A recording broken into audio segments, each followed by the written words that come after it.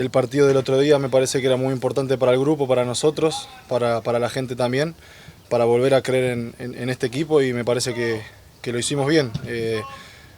No conseguimos el resultado que esperábamos, obviamente que nosotros queríamos ganar. Con el grupo asumí mi responsabilidad por no haber terminado el partido, por haber dejado al equipo con 10, pero bueno, tampoco es que me voy a echar la culpa porque creo que son circunstancias del partido. Me jugué en esa jugada de llegar al límite para tratar de hacer el gol.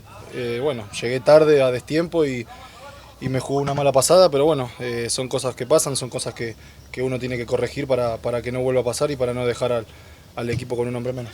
Trabajar bien esta semana, la verdad que a pesar de que sea una mala noticia no estar en el partido el sábado, a mí me viene bien para ponerme a punto en lo físico, para tratar de recuperarme de este trajín. Hay que pensar que yo llegué acá sin una pretemporada, de que de hace de octubre que no competía 90 minutos y entonces a mí me va a venir bien este trajín, este parate para ponerme a punto.